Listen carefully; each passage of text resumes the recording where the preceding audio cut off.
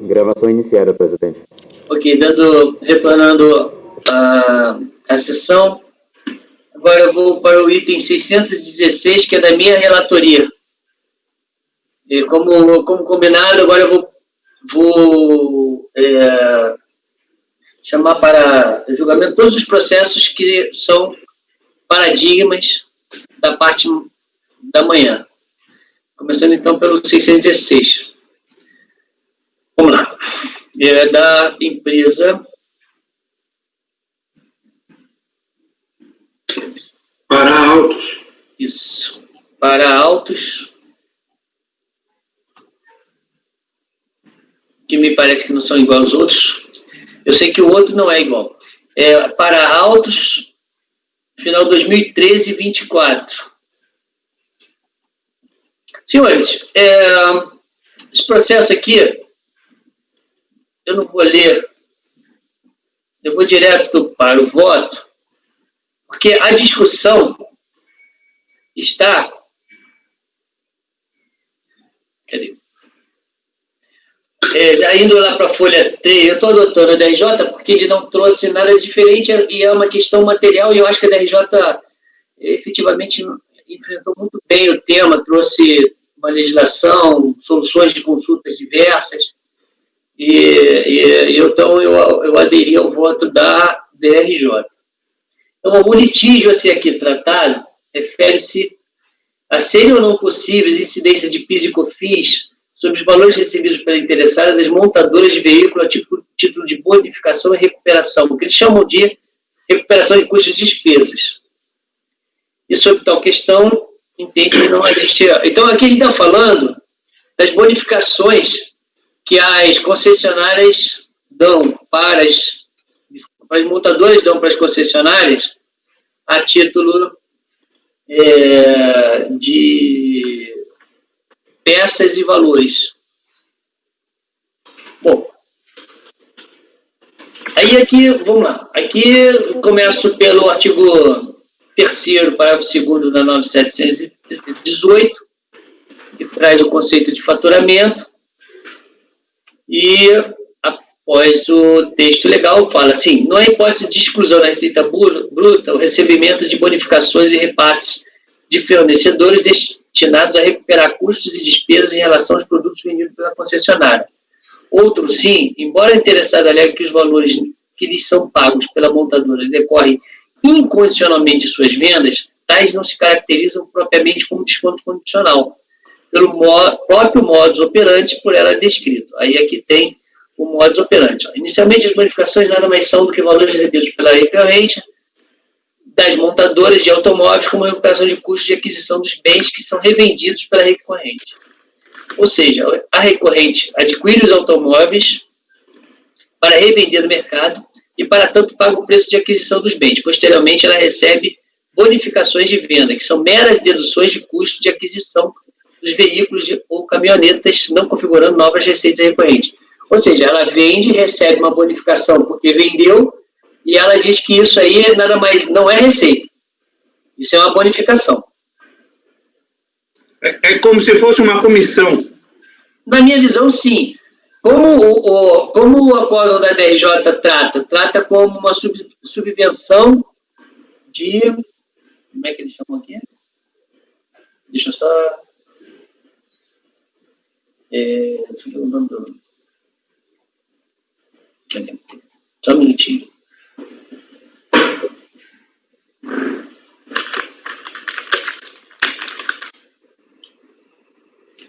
Eles chamam de subvenção corrente. Aí, por toda a legislação que aqui trago. Então, mas é mais ou menos isso. Na prática, é isso. É porque... Pode falar. Porque eu tenho um posicionamento com relação a outras receitas, que são aqueles descontos condicionais e condicionais, sim, que o contribuinte alega que ele só transita. Mas aqui, pelo que eu estou vendo, é receita da concessionária, né? Sim. Não só transita, ela vende o veículo e recebe um bônus, um valor a mais pela venda. Isso. Tá, esclareceu para mim. Peças. Porque é um pouco diferente das outras que nós já julgamos aqui, né? Que nem aquela empresa de publicidade que apenas repassa o dinheiro. Não, mas a publicidade, inclusive, tem até legislação própria, né? Não, sim, eu só estou dando um exemplo aqui para até para não é esse caso, não é esse caso. Ele vende, você viu que ela mesma explica. Essa parte que eu li para os senhores é a explicação dela. Ó, eu até repasso, página 9, item 2. As bonificações nada mais são do que os valores recebidos pela recorrente das montadoras de automóveis. Aí ela chama como recuperação dos custos dos bens que são revendidos pela recorrente. Ou seja, a recorrente adquire os automóveis, caminhonetas, para revender no mercado e, para tanto, paga o preço de aquisição. Posteriormente, ela recebe as bonificações, que são meras reduções de custo dos automóveis e caminhonetas, não configurando novas receitas. Para ressaltar que há também bonificações recebidas em mercadorias, ou seja, então ela recebe tanto em dinheiro como em partes e peças. A gente já julgou um caso parecido e foi unanimidade. Rodobens, ano passado a gente julgou isso aí. Bom, então aqui... exatamente igual.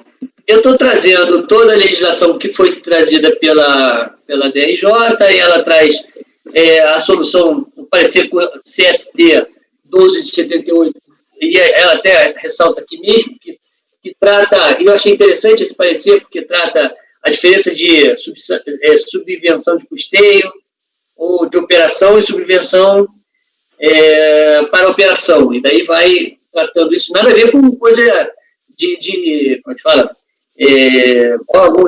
órgãos públicos não, tá?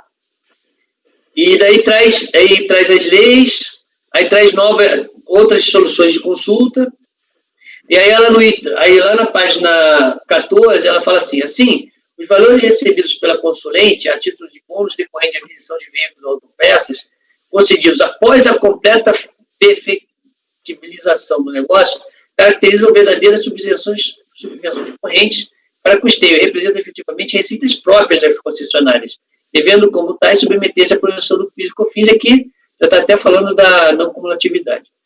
Veja que a situação das bonificações do repasse para cobrir os custos e despesas narradas pela interessada no adiantamento de sua defesa são semelhantes às situações analisadas na solução de consulta. Então, é exatamente isso. Essa é a discussão. E com isso eu estou falando que, na verdade, eu fico convencido que esses valores não são esses valores que recebidos a título de bônus, decorrente de aquisições de veículos e autopeças, por essas junto àquelas, caracterizam subvenções correntes para custeio da atividade desenvolvida pela concessionária, representam receitas próprias da concessionária.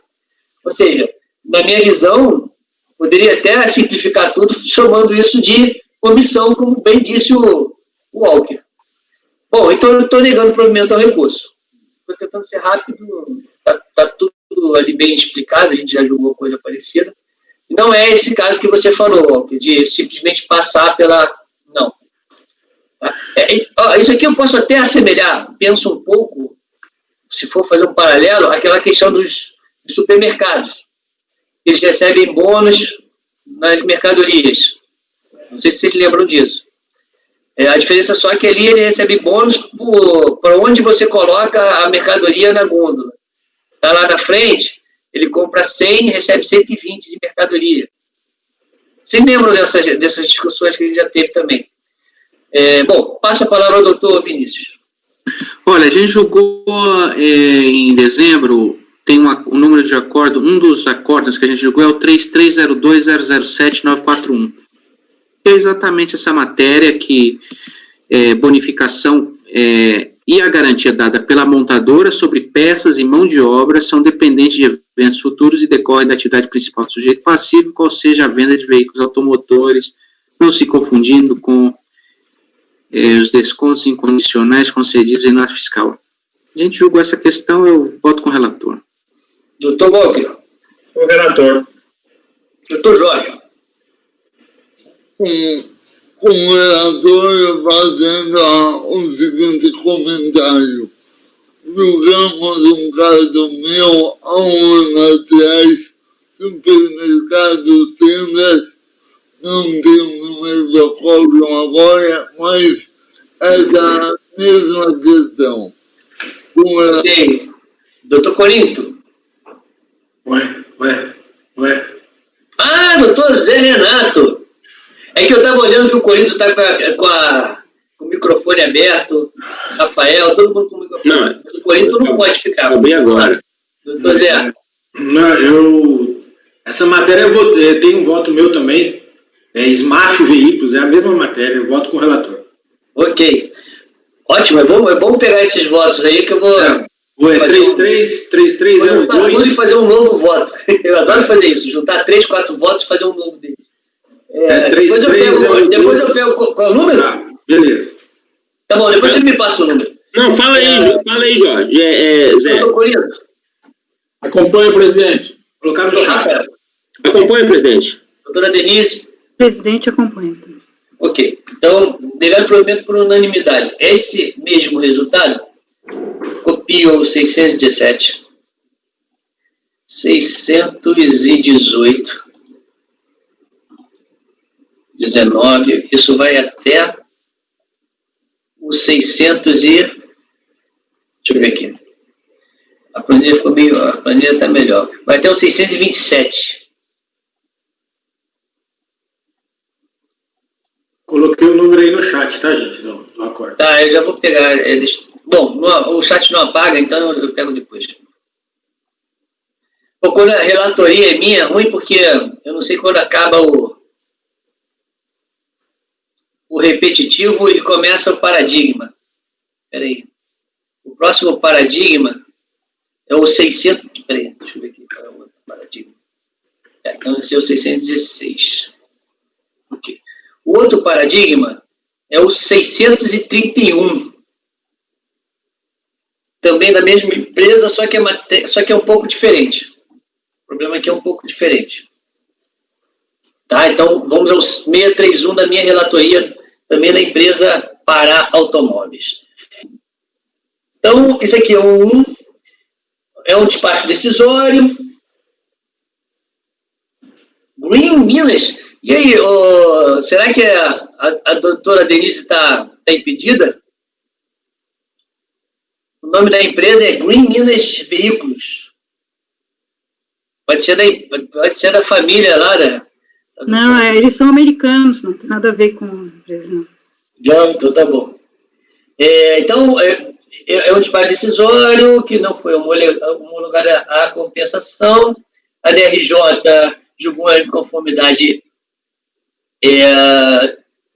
improcedente, no termo do acordo que eu trago abaixo, e foi apresentado um recurso voluntário, no qual argumenta que houve inovação no julgamento da lide, pois os motivos que ensejaram o indeferimento de restituição foi a não confirmação da existência do evento de sucessão entre o declarante e o detentor do crédito discriminado no PDCOM.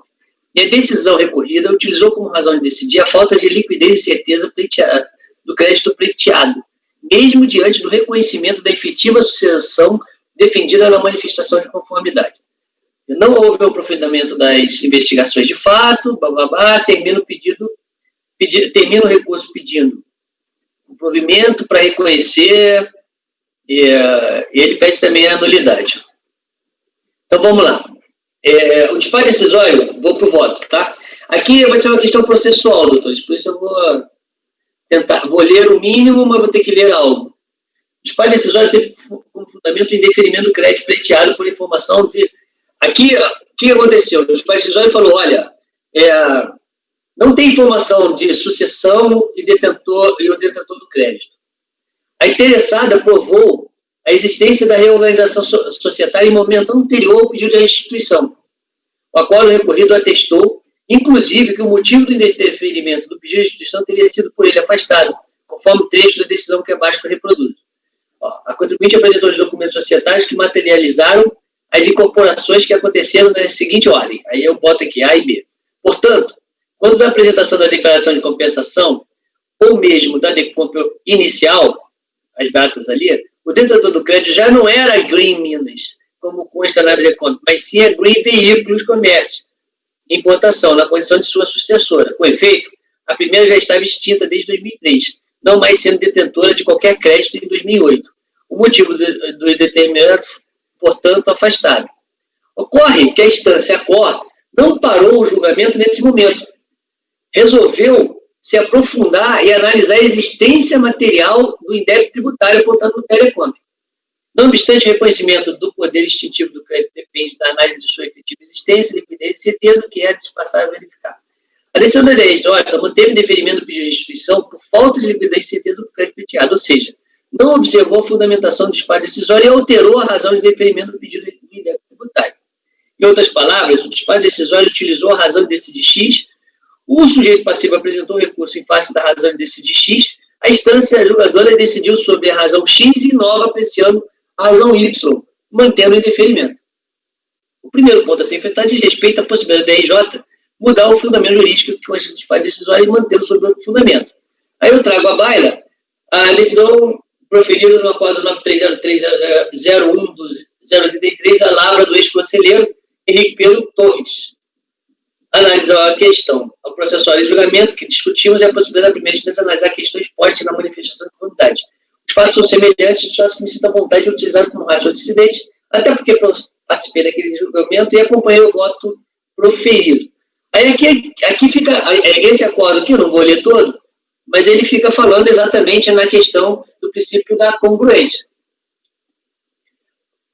Vamos lá na página 5. Ao julgar a matéria, extrair a decisão recorrida incorreu em erro improcedendo, se não vejamos. Aí eu trago aqui lições de José Afonso, Amâncio Ferreira e Plácido e Silva, sobre o que é erro improcedendo. Segundo pacificada a doutrina, o erro improcedendo consiste no defeito de forma que contamina a decisão enquanto ato jurídico, tornando-se inválida. Aí aqui vai falando, Alexandre Freitas Câmara. Aliás, esse é o cara que você gosta, né, o Alexandre Freitas Câmara é que você gosta, né, o Vinícius? Não, esse aí não. É o Daniel Assunção. Daniel Assunção, tá, desculpei o doutrinador. Bom, então aqui eu falo sobre a questão do erro improcedente. Infelizmente, não podemos separar a decisão da RJ em capítulos, de forma a anular parte dela e analisar outra parte. A jurisprudência pacífica do CARF nos induz a anular a decisão por inteiro. Aí aqui diz, contudo, o parágrafo 3º do artigo 59 do decreto 70235 dispõe que se a decisão de mérito for favorável ao sujeito passivo, a autoridade julgadora deixará de pronunciar a nulidade. Aí eu trago o artigo 59. E é exatamente o caso como será demonstrado. A teoria dos motivos determinantes afirma que a validade do ato administrativo se vincula aos motivos indicados como seu fundamento.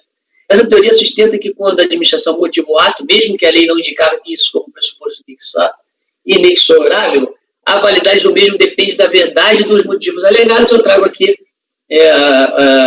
Eli Lopes Meirelles. Podemos dizer, grosso modo, que a teoria dos motivos determinantes estabeleceu o liame entre motivo e finalidade. Aí aqui eu vou falando sobre isso. Após saber a digressão, retornando aos autos, temos que o pedido de restituição foi indeferido em virtude de uma motivação, que foi o X. A autoridade julgadora apurou essa motivação não existia. Pelos fatos arrolados, resta evidente que o pressuposto fático que deu suporte ao disparo decisório é falso.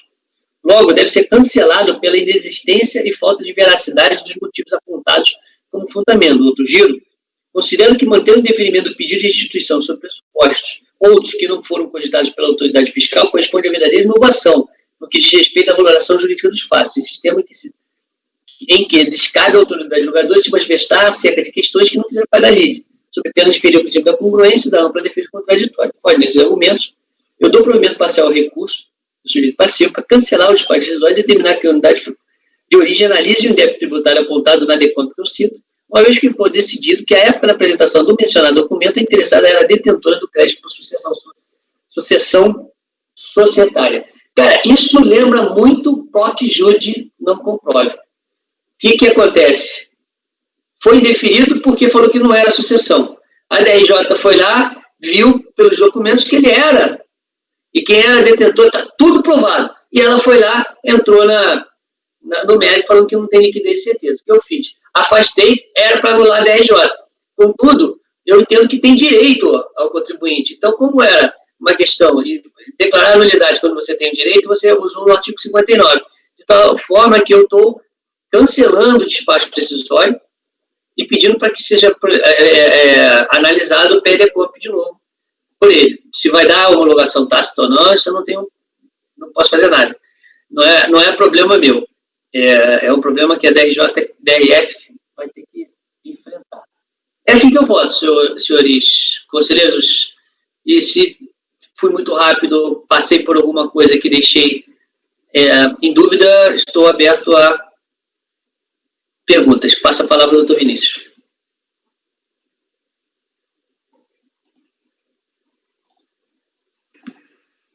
Ok. Só estou terminando aqui Fique à vontade. uma olhada aqui no despacho.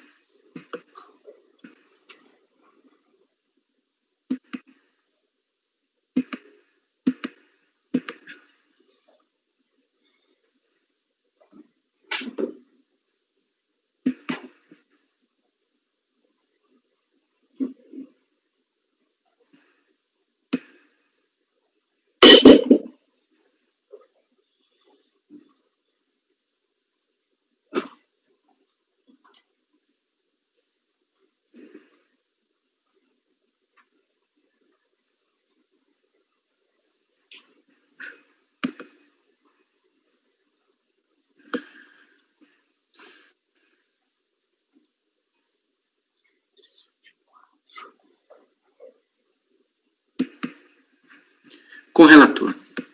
Ok. Doutor Walker Araújo. Presidente, Pois não. a gente nesses casos tem falado para cancelar ou para só superar a questão do indeferimento para a unidade analisar que tem certeza agora? Porque eu fico em dúvida se o cancelamento aqui seria aí entra na questão de nulidade ou não do despacho.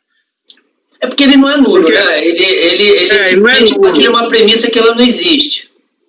Mas você está afastando essa premissa, né? Você não está cancelando o despacho, né? É porque, na verdade, quando eu fiz um paralelo ao PROC-JUDE, o PROC-JUDE a gente cancela o auto de infração, até porque não vai fazer outro. Aqui não, ele vai reanalisar. Então tá, qual é a tua sugestão, doutor? Eu aceito. É só tirar do parcial provimento para determinar que a unidade de origem analisa o indevido tributário, uma vez que ficou decidido que a época da apresentação, o documento interessado era a detentora do crédito. Perfeito, eu retirei. Doutor Vinícius, o senhor mantém? Não, eu sigo a mudança. Ok, já está retirado, já estou até salvando com essa nova redação, doutor, e agradeço, porque eu vou ser bem sincero que esse termo eu utilizei pensando no auto de infração, mas aqui não é auto de infração, né? Aqui, na verdade, é um pedido que vai ser analisado, né? Ok, agradeço, doutor Walker. Doutor Jorge.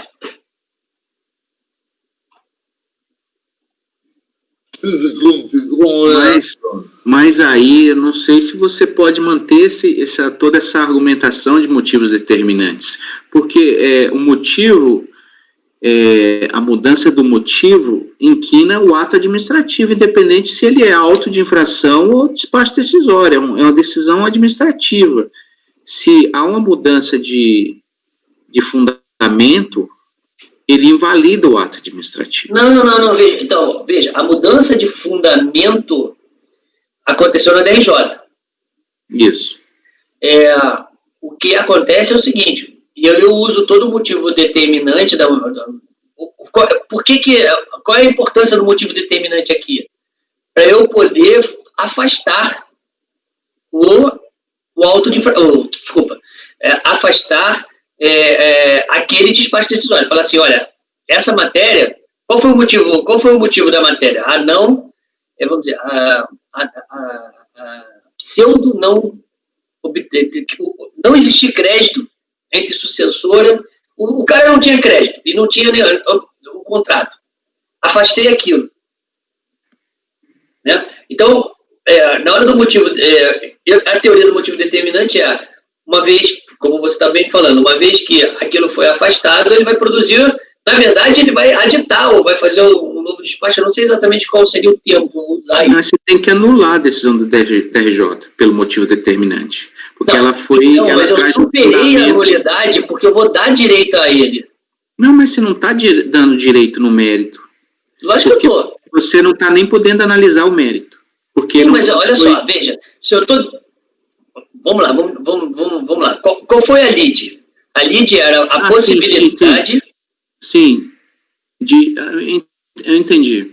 Por isso que eu estou dando direito a ele. Eu dei direito a ele, no mérito. Porque, veja, você anula. Qual é o mérito da lead? Isso. Você tá superando a nulidade, reconhecendo... Não é... Que a parte sucessora tem que aquele perecomp não está errado, que ele tem que ser analisado. É isso que eu estou fazendo. Entendeu? Porque o motivo determinante, qual foi? O motivo determinante foi a falta de documentação, prova que era sucedida, que tinha reorganização societária. Foi apresentado, então vai analisar agora, lá embaixo, o direito ao crédito. Porque o direito ao crédito não foi analisado em nenhum momento. Não foi analisado desde lá da DRF. Eu nem poderia analisar. Isso não fez parte da LID ainda, na verdade. Enfim, ok. Vamos tocar para frente. Ok, não, veja... Não sei, também é uma questão que precisa mais pensamento aí. Não, reflete e a gente pode discutir em momento depois. Não, com certeza. Até a questão mesmo da prova já é uma questão antiga que eu e o Paulo já conversamos sobre isso. Por exemplo, essa questão de trazer... A prova seria uma coisa inerente a um processo de compensação, ressarcimento e tudo mais. Até essa coisa como um motivo extra, paira dúvida sobre isso. Sabe? Eu nunca fiz uma análise, vamos dizer assim, suficiente para falar, não, cheguei numa resposta. Então, por isso que até estou seguindo como uma mudança de fundamento, mas não sei se é exatamente a mudança de fundamento quando a DRJ traz a questão da prova em processos cuja essência é a prova de crédito, enfim. Mas isso é uma outra questão e, então, por hora, de acordo com o entendimento que eu tenho nesse momento, eu sigo exatamente o relator. Ok, doutor. Então, agora o doutor Zé Renato já foi, doutor Corinto, né? Não votou? Então tá, desculpa. O doutor Walker só que votou. O Jorge votou. Jorge já votou, então Zé Renato. Não, presidente, eu voto com o relator. Só voltando aqui, José Afonso da Silva, Amos Pereira, isso aqui lembrou 1900 e Guaraná com rolha, quando eu estava lá na faculdade, né? A gente começou por aqui, né? Sim, é verdade. Com o relator. Mas você sabe que até hoje são citados, né? Já morreram. Exatamente. Como Oi? O Zé Afonso, eu acho que não morreu, não. Não, são citados. Sim, mas eu sei que ele morreu. Eu já não sei mais quem morreu ou não morreu. O Zé Afonso, acho que não. O Eli, com certeza, porque a Eli é atualizada por outras pessoas. Beleza, bora. Então tá. Mas você sabe que, só para o lance da atualização, você sabe que o Barbosa Moreira, mesmo antes de morrer, já era atualizado por outra pessoa. E quando ele morreu, eu estava até fazendo já após, e eu tinha comprado, porque tem um clássico da Forense, até tenho aqui, que ele é tido como um clássico, né? E clássicos, assim, naquele clássico que tem pontos assim muito específicos que depois foram modernizados, mas todo mundo cita o cara ainda. Só que quando eu comprei a obra, ele ainda estava vivo, mas não era ele que atualizava. Depois que eu fui ver se era ele, né? Depois que ele morreu, o dia que ele morreu, tá naquela semana, eu fui olhar, falei, putz, não era ele que atualizava. Se eu soubesse, eu nem gosto muito de comprar atualizado por outro, mas que até o cara pode botar as opiniões dele próprio, né? Doutor Zé Renato, doutor Corinto. Acompanhe, presidente. Ok, doutor Rafael. Acompanhe, presidente. E doutora Denise. Com o relator. Então, aqui é dado... Reza a lenda que o Zé Afonso era sapateiro, né? Não sei, era? Que é uma família bem humilde. Bem humilde, é verdade. Eu tive aula com o Virgílio, que é o filho dele. O filho dele é excepcional. Tem livro publicado na melhor editora da Alemanha. Nossa. É um dos mais feras constitucionalistas do Brasil. Só que não tem não é popular, né? Porque é um escritor um pouco, como que se diz? Rebuscado? Rebuscado demais. É que nem o Paulo Brasil Benavides. aqui, pro Brasil Paulo aqui. Benavides. Se você Exato. for ler o Direito Constitucional de Paulo Benavides, né? Acho que é Paulo Benavides, eu sempre esqueço o nome dele. Bonavides, eu acho. Bonavides. Rapaz, é cansativo. Letrinha pequena, super rebuscado. É cansativo. Bastante cansativo. Mas é outro cara, né, de nome. Bom, senhores, então votados esses dois, vamos para o próximo paradigma. Que não é meu agora. O próximo paradigma é o item... Cadê? Não tem? Tem sim, peraí. Tem. É o item 657 de relatoria da doutora Denise. Limer Stamp Estamparia.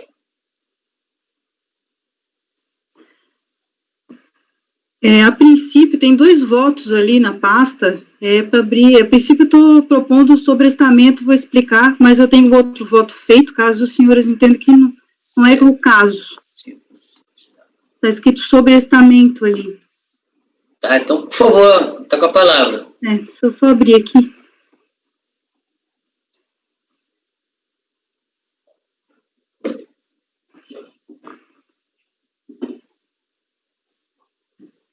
Bom, esse processo, ele trata-se de pedido de ressarcimento IPI referente ao período acima.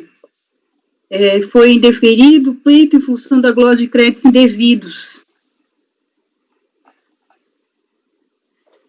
Segundo o relatório, que analisou os pedidos de ressarcimento dos períodos compreendidos entre o segundo trimestre de 2010 e o primeiro trimestre de 2003, e fundamentou o auto de infração objeto do processo número tal. Eu vou para o voto, presidente. Pode ir. Nos termos destacados do relatório, em função de vários pedidos de ressarcimento dos períodos compreendidos entre os períodos ali relacionados, foi lavrado auto de infração objeto do processo número tal, onde estão sendo tratadas todas as infrações apuradas e a reconstituição da escrita, que, caso seja mantido, refletirá no crédito apontado nas perdecompras transmitidas pela recorrente.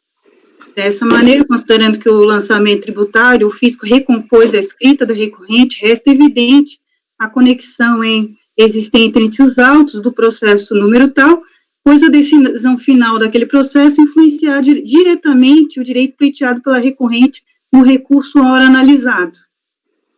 Vai destacar que o recurso voluntário do processo do auto de infração foi julgado pela primeira turma ordinária da 4ª Câmara, no dia 31 de janeiro de 2019, tendo o colegiado decidido por negar provimento ao recurso, nos termos do acórdão tal. A referida decisão não é definitiva, porque está sujeita a recurso especial da contribuinte perante o Conselho Superior de Recursos Fiscais, e, consequentemente, ainda é passível de reforma.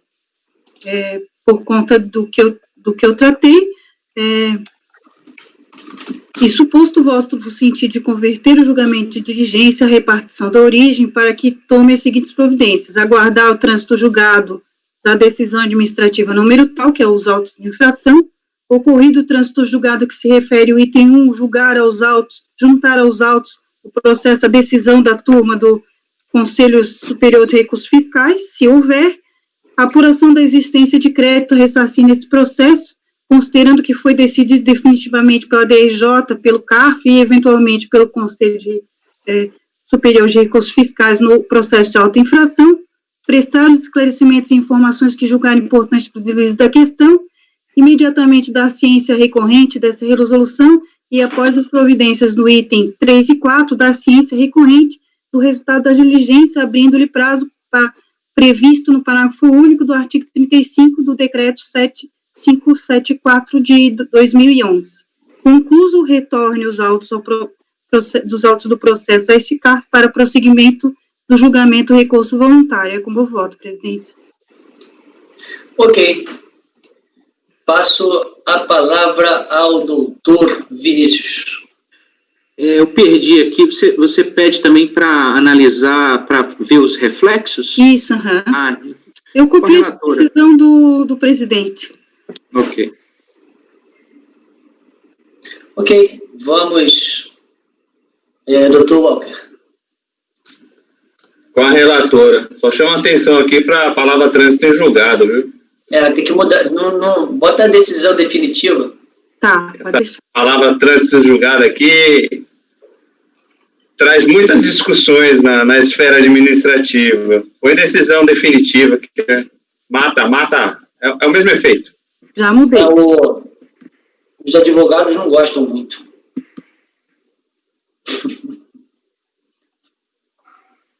A OAB vai ver esses vídeos e vai me matar, né?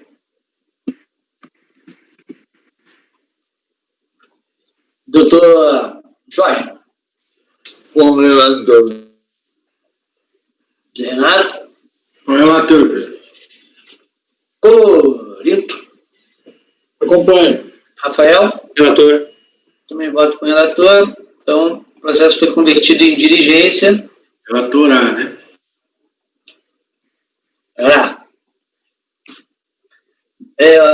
Sobrestou na origem até a definitividade do processo número tal, nos termos do voto da relatora, que aí vai ter vamos lá, o híbrido diligência / sobrestamento que nós inauguramos.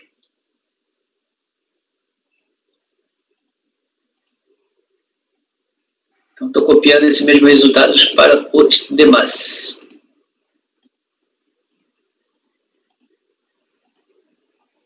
E 67 e 668. Tá. Agora podemos voltar para... Acho que agora não temos mais, na parte da manhã, processos. Esse aqui foi o... Cadê? Foi esse aqui. Morreu. Vamos lá para o início da pauta. Outotec. Tomara que sejam todos iguais, eu já não me lembro mais. Mas vamos lá. Outotec da minha relatoria.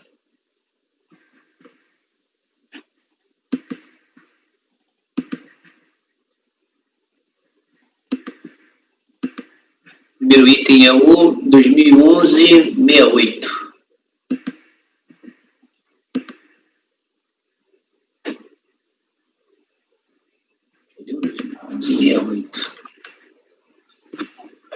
Não estou encontrando ele. Isso não. 39-2011-68. Eu acho que você colocou o final errado. Acho que é o 2009, é o 69. Ah, tá. Tá o final errado. É isso mesmo. Cara, eu detesto esses processos iguais, que o problema de errar esses numerozinhos. Qual é o item, Gilson? Desculpa. É o item 607. Ah, ok. Valeu, obrigado. É isso mesmo, é 2011-68. Isso aqui é uma questão de decomp, provas, falta de... Aí já estou indo para o voto. Falta de prova. Deixa eu ver o que ele trouxe.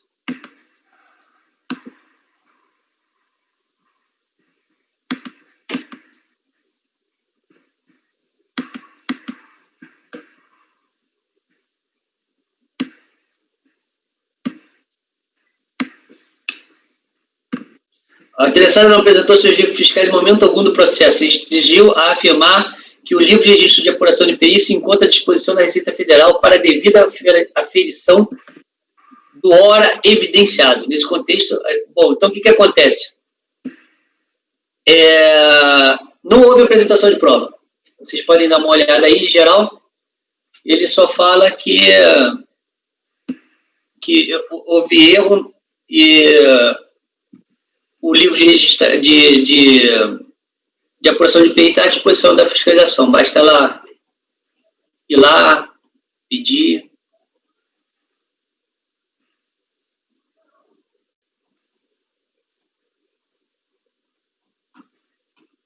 Então, eu estou negando o provimento. Já passo a palavra para o direto para o professor, para o doutor Vinícius. Com o relator. Doutor Walker. Com o relator.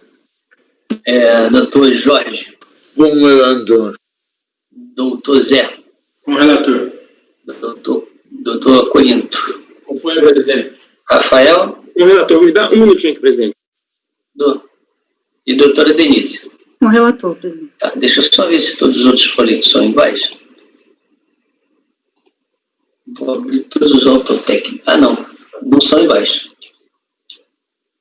O próximo agora é qual é? É 2014. Então, peraí, deixa eu anotar isso aqui. Por que eu estou convertendo em diligência?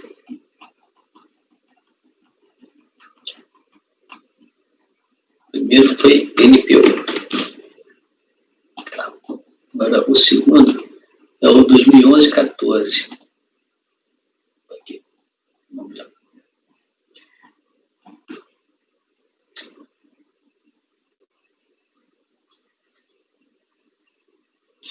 Espera só aí.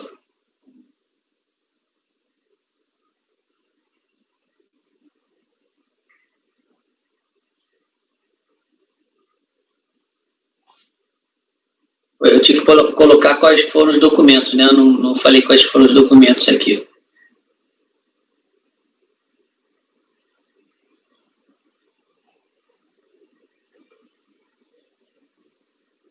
Mas vocês já devem estar com o processo aberto. Já conseguem ver os documentos, né?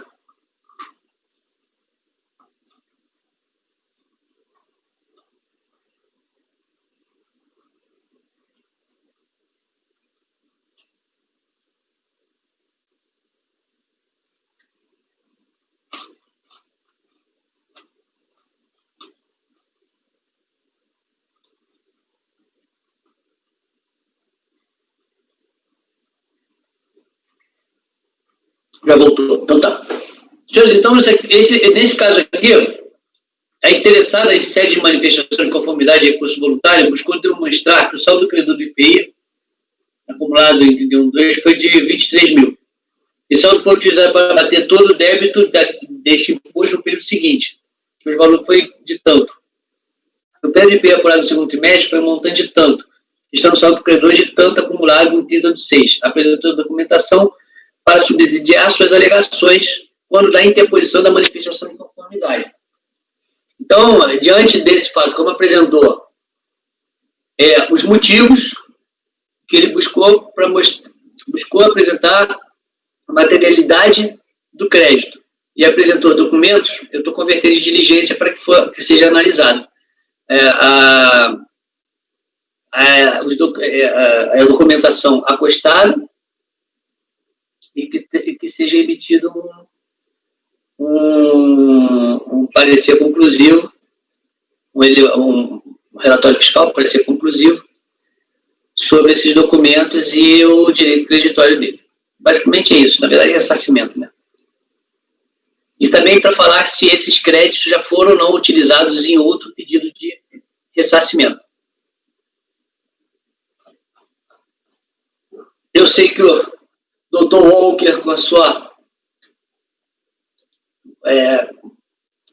singular característica de cão de guarda, vai olhar os documentos, então vai resolver o meu problema. Prometo na frente listar esses documentos. Eu fico falando para listar, e eu não... É que esses processos foram feitos há bastante tempo, então ainda era antes dessa nossa grande discussão.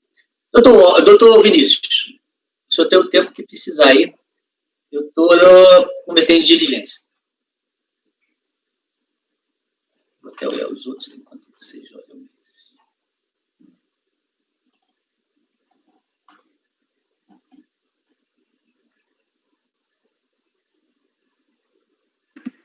Eu vou divergir, eu nego provimento nesse caso, porque tem que estar aprovado no recurso voluntário para mim. Até o recurso voluntário tem que estar aprovado. Ele não trouxe contabilidade para dizer que, por exemplo, para mostrar que o eventual saldo está disponível, ou que foi utilizado assim ou assado. Ele não demonstra como que foi feito a utilização do crédito. Então, não fechou a conta até o recurso voluntário. Então, eu nego né, do provimento nesse caso por provas insuficientes.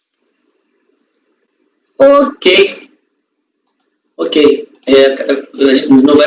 gente vai ter que jogar. Porque cada processo dessa empresa foram apresentadas coisas diferentes, então vai ter que ser um por um. Tá bom, ok, doutor Vinícius. Agora, doutor Walker. Vinícius abriu divergência e negou provimento.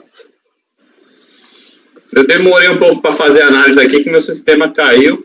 Sem problema. Não, se está precisando de mais tempo, a gente dá. Não tem problema, não. Não, eu estou fazendo aqui.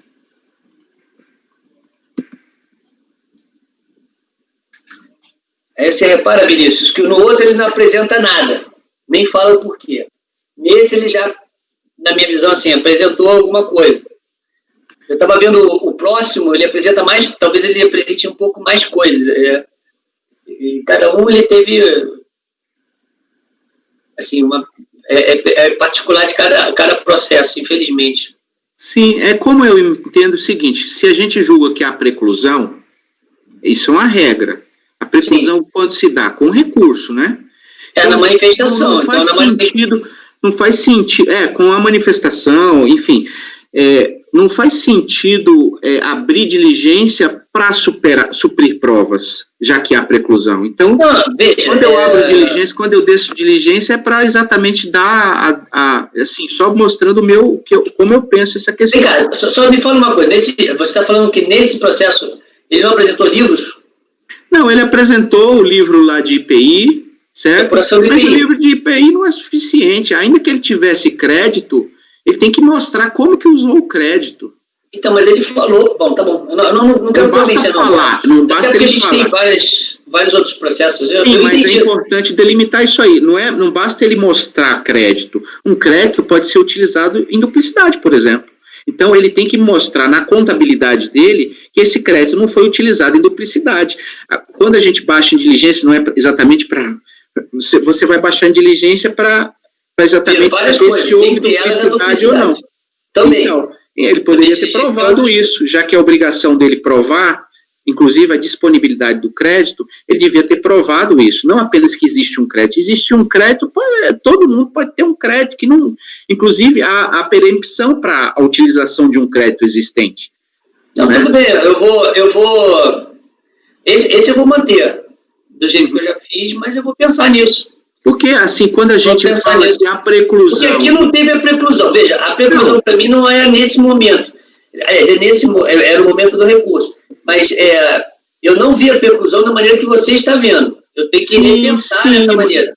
Exato. Porque, assim... Eu não pensei dessa maneira. Eu pensei de outra maneira. Porque há uma assimetria quando você fala assim, há preclusão, e depois fala assim, não... O baixo em diligência para trazer provas. Ou seja, você está afastando, na verdade, uma regra que proíbe provas posteriores. Certo? Então, assim, quando você baixa em diligência para produzir... Por isso que eu falo quando eu voto, nos meus votos, falo assim, diligência não é remédio para suprir provas. Mas eu também voto isso. Então sim, você não pode admitir diligência para suprir provas.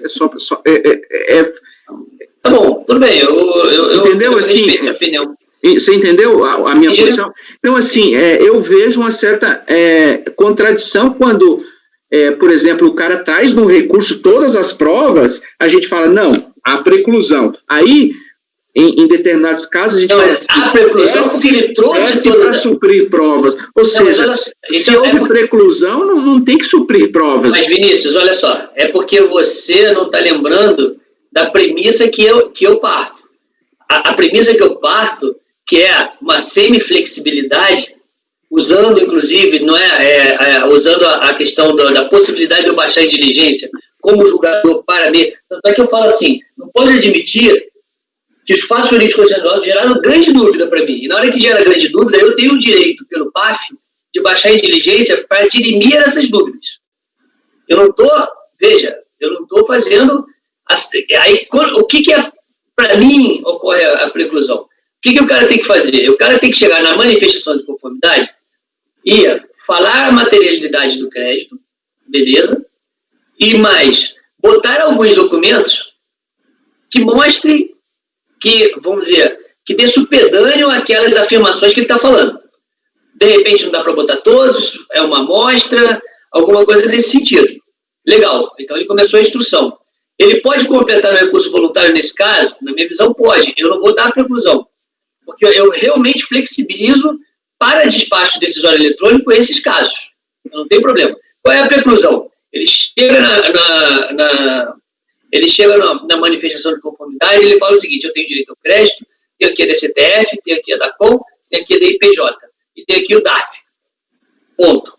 Beleza. Acabou. Não fala origem, não fala porquê, não fala nada, não coloca nada. Ou mais, ele vai lá e coloca lá o livro razão ou o livro diário dele. E mais essas declarações todas que eu te falei. Mas não diz nada. Para mim, ele tem que falar. Porque há a preclusão tanto da alegação como a preclusão de apresentação da prova. Para mim é aquela união que eu faço. Mas vamos lá para a gente poder seguir. Eu entendi o seu lado, eu estou tentando explicar o meu, enquanto o nosso querido amigo Walker Araújo analisa o processo.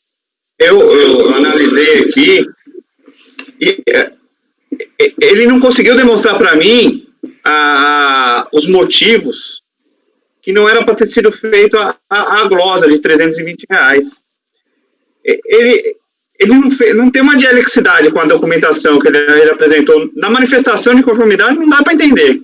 Ele fala que tem saldo, mas o cerne do litígio aqui é a diferença.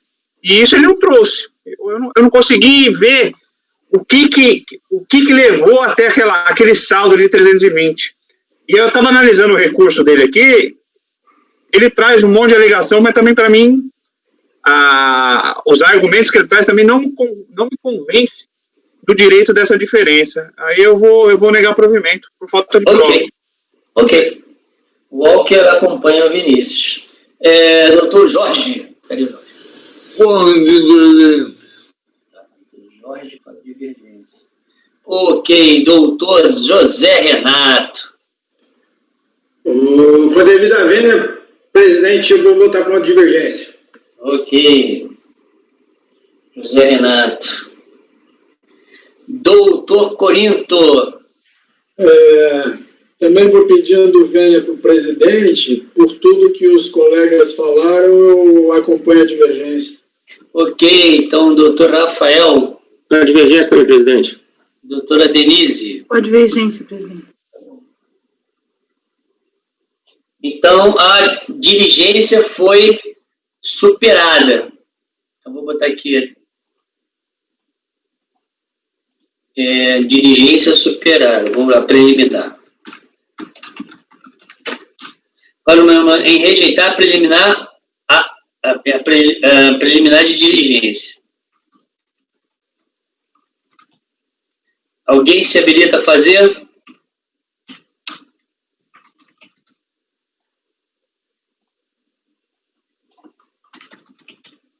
Maioria de votos e rejeitar a preliminar, vencido Gilson. Ninguém se habilita? Não, já vi que não, né? Então vamos lá. Eu me habilito. Você se habilita?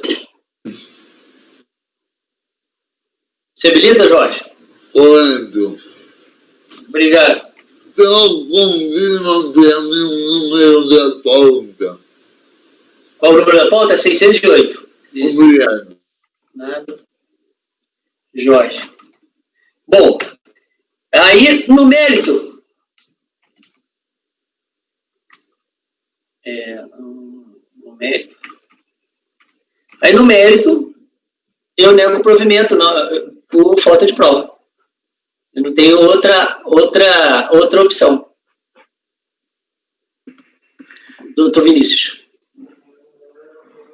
Com o relator, aliás, se a gente lembra, além da preclusão, se você julga a preclusão de uma forma sistêmica, não só como uma incapacidade dele trazer provas depois do momento processual adequado, mas se você analisa ainda que pedido de restituição e compensação e tudo mais faz parte do dever do cara provar, né?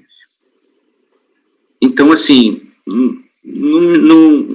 não se justificaria, na minha ótica, diligência para trazer provas né? Aliás, você tá julgando no mérito agora que não há essas provas. E quando que ele deveria ter trazido elas? Durante todo o processo recursal. Na verdade, é a manifestação, né? Exato. Então, tudo bem, doutor, isso já foi ultrapassado. Então, mas como a gente está julgando mérito e você exatamente denega no mérito... Falta de mérito. Eu não tenho... Mostra que não há provas no processo, não faz sentido diligência. É só uma questão para mostrar que quando a gente... Não, mas olha só, vamos lá. Por que eu não assimétrica essa posição? Porque, não é assim. Eu negar o provimento com base no que tem no processo, ele não tem no processo documentos suficientes para formar minha convicção. Por isso eu pedi diligência. Legal. Beleza. Uma vez superada a diligência, continua não tendo no processo elementos suficientes para provar minha convicção. Ele tem direito. Por quê? Porque faltam alguns elementos. Falta, no mínimo, a autenticidade dos documentos acostados. Como prevê lá... Entendi. Mas é uma... Não tem incoerência nisso. Sim, eu levanto essas questões exatamente só para a gente discutir isso e tentar até eu, de repente, mudar de posição ou, enfim, clarear as nossas ideias, porque essas questões são realmente delicadas. Eu evoluí da minha forma que eu entendia, por exemplo, começar lá os julgamentos de estudo até hoje, muita coisa os colegas agregaram nessa questão de provas. Então, é realmente delicado. Enfim, eu estou com um relator. Ok. Mas só queria deixar claro que, na minha visão, eu não vejo incoerência, porque, para mim, ele não tem a prova do direito dele. Efetivamente, não tem a prova. Há uma simetria, porque... mas vamos mas olha só, se ele não tem a prova, veja, se eu peço para ele, por exemplo, provar que não foi em duplicidade. Se ele não provou que não foi em duplicidade, ali, o que acontece? Eu não posso dar. Eu preciso saber se aqueles documentos acostados são verdadeiros. Qualquer um produz um livro.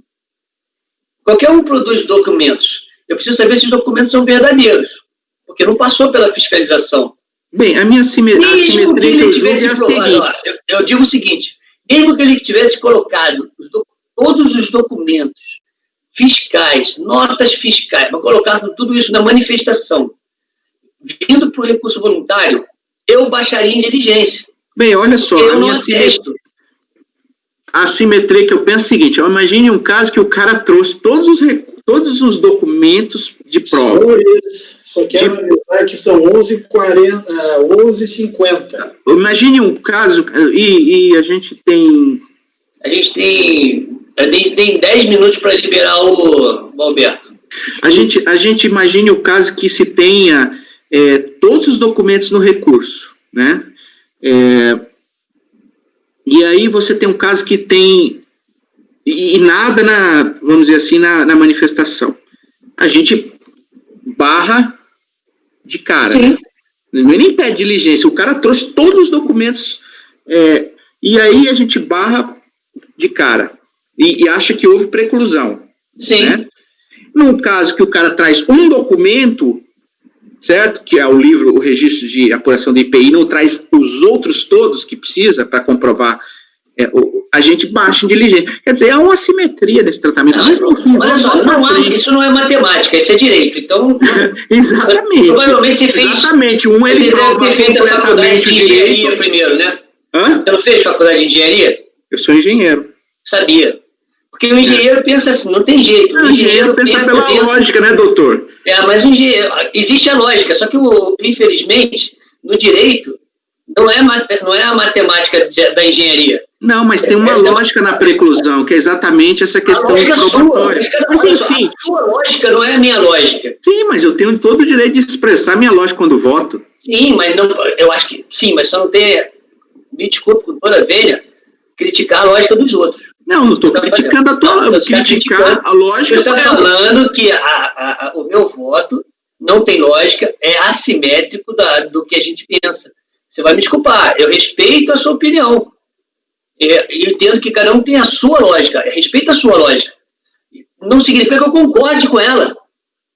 Respeitar não significa concordar. Bem, e entender que uma lógica é assimétrica também não é um desrespeito à tua posição, é simplesmente uma questão... uma lógica assimétrica não é argumentativa.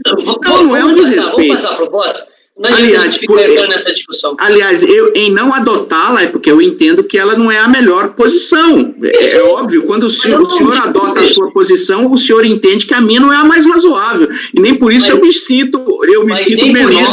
Mas nem por isso eu qualifico, eu adjetivo a sua posição, de jeito nenhum, nunca fiz isso. Mas vamos lá, doutor Walker, como o senhor vota? O relator. Ok, doutor Walker. Jorge? Eu quero um esclarecimento. Nós estamos julgando mérito e você está negando mérito por falta de provas. Sim, exatamente. Relator. Obrigado. Doutor Zé Renato. O relator. Doutor Corinto. Acompanha o relator.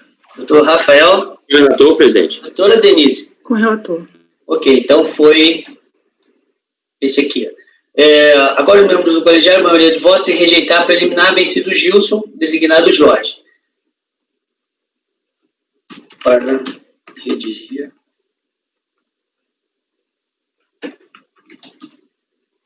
O voto. É negativo.